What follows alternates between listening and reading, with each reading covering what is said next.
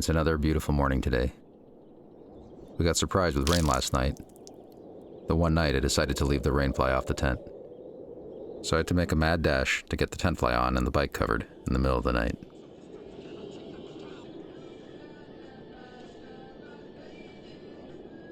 We break down quickly, have our morning cup of coffee, and are on our way. A little stiff in the morning there, huh? We have a 300-mile day ahead of us, zigzagging our way across the peninsula. First to check out the lagoons and salt flats at Guerrero Negro, and then heading back inland towards San Ignacio.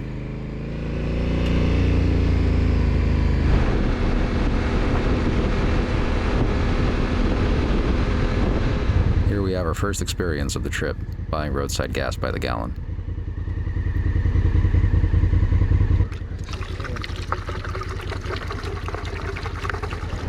We top off and head south. It's another hazy, overcast morning, and the desert colors are pretty muted. But riding through this seemingly endless forest of cacti feels pretty special nonetheless.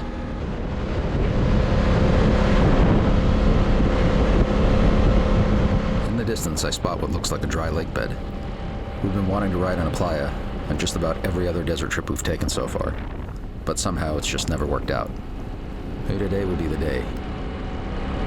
Or maybe it'll be one giant sandpit.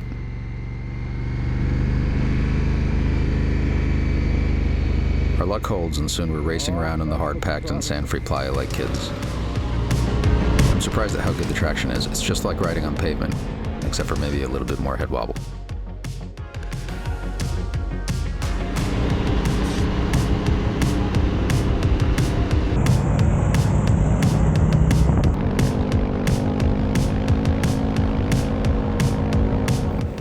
To cover today, we push forward, but we're determined to return and spend the night camping out here on our way back.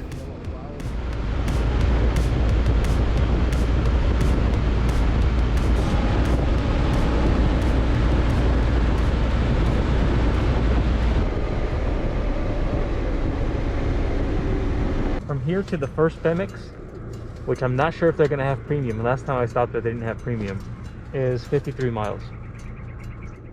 That should be fine. I've got probably like a little over 2 gallons left. Should be okay. I probably have about 1.5 gallons, which should be just enough.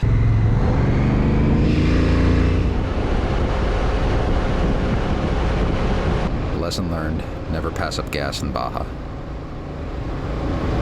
Knowing that the roadside gas from a can is often of questionable quality, we decided to stretch what we had in our tanks to the next real gas station. But either my fuel gauge or Junior's distance estimate are off, and it's not long before I'm trying to conserve gas and waiting to hear the engine start sputtering as the tank hits empty.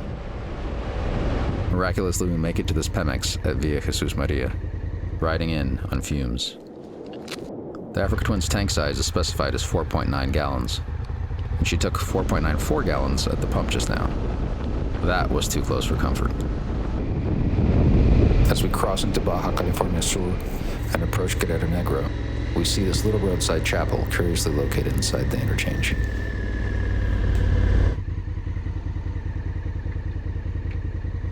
Guerrero Negro, the Black Warrior in English, is named after an American whaling ship that shipwrecked in the lagoon here in 1957. Contrary to some sources, it was not named after the rebel leader and early president of independent Mexico, Vicente Guerrero, the national hero who was of Mestizo and African ancestry, and therefore sometimes called El Guerrero Negro.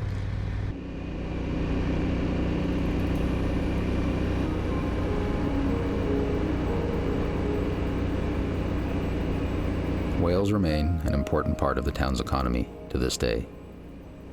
The lagoon hosts hundreds of gray whales and their calves in the winter, with tourists flocking from around the world for a chance to get close to these magnificent animals.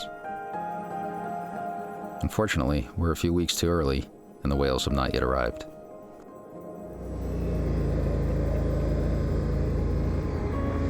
Guerrero Negro's other claim to fame is its salt works. The open-air salt mine was established around the Ojo de Liebre Lagoon to take advantage of the extreme salinity and hot, arid desert climate. And it's grown to become the largest sea salt works in the world, with a production of 7 million tons of salt every year. We don't have time for a tour of the operation, but we decided to explore around the perimeter on our own.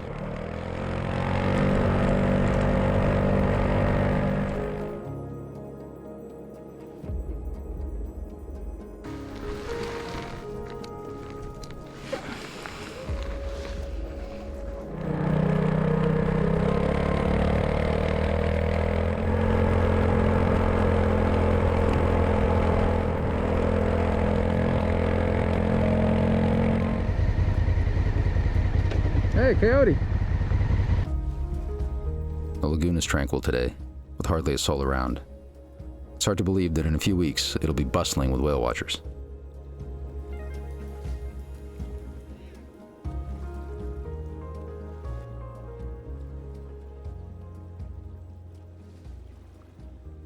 The sun is setting and we have about 2 hours to get to San Ignacio, where we plan to spend the night.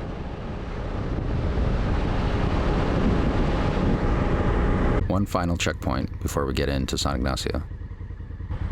Having nothing better to do while his colleagues inspect the van in front of us, the soldier asks us to show him the contents of our tank bags. I was a little worried that all the flashing lights from my camera chargers might cause suspicion, but he waves us right on through.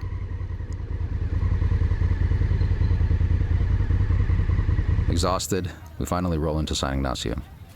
We have a great dinner on the plaza, pick up some essentials, and call it a day.